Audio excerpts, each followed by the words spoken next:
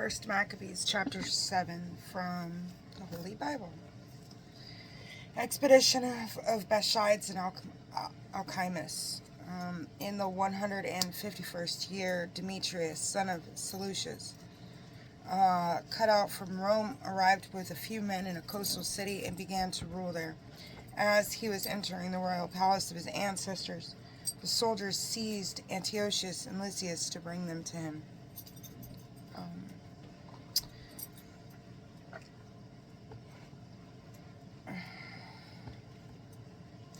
They were led by Alchemists, who desired to be high priest. They made this accusation to the king against the people. Judas and his brothers have destroyed all your friends and have driven us out of our land.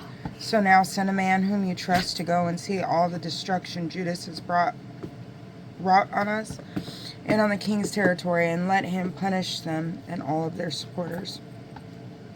So the king chose Bashides, one of the king's friends who ruled the province of west of Euphrates, a great man in the kingdom and faithful to the king.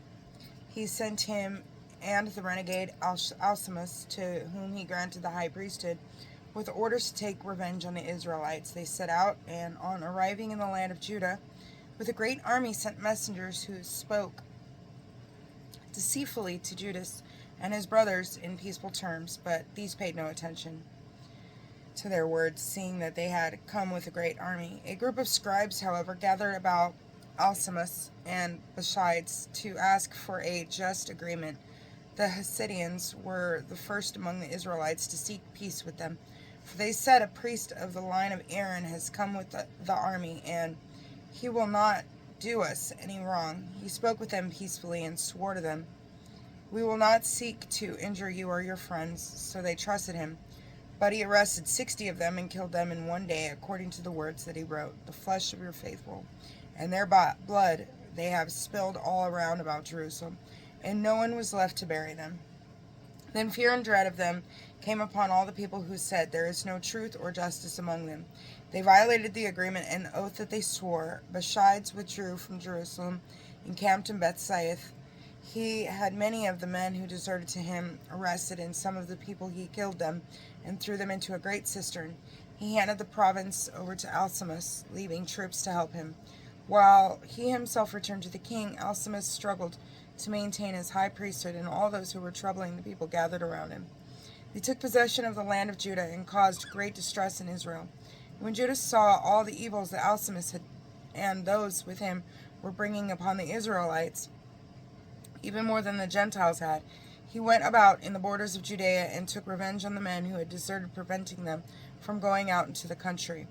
But when Alcimus saw that Judas and his followers were gaining strength and realized that he could not resist them, he returned to the king and accused them of grave crimes. The defeat of Nicanor.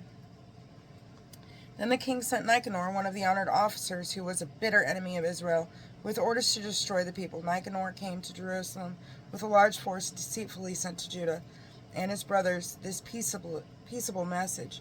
Let there be no fight between me and you. I will come with a few men to meet you face to face in peace.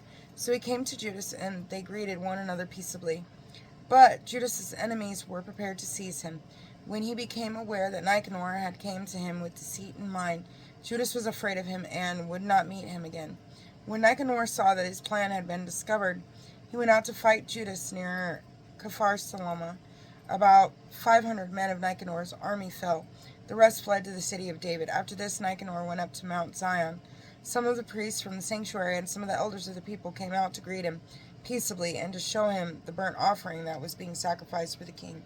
But he mocked and ridiculed them, defiled them, and spoke arrogantly.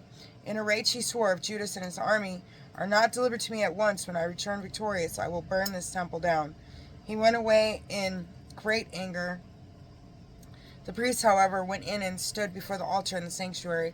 They wept and said, you have chosen this house to bear your name, to be a house of prayer and supplication for your people. Take revenge on this man and his army, and let them fall by the sword. Remember their blasphemies, and do not let them continue. Nicanor left Jerusalem and camped at Beth-horon, where the Syrian army joined him. But Judas camped in Adasa with 3,000 men. Here Judas uttered this prayer. When they who were sent by the king blasphemed, your angel went out and killed 185,000 of them. In the same way, crush this army before us today, and let the rest know that Nicanor spoke wickedly against your sanctuary. Judge him according to his wickedness.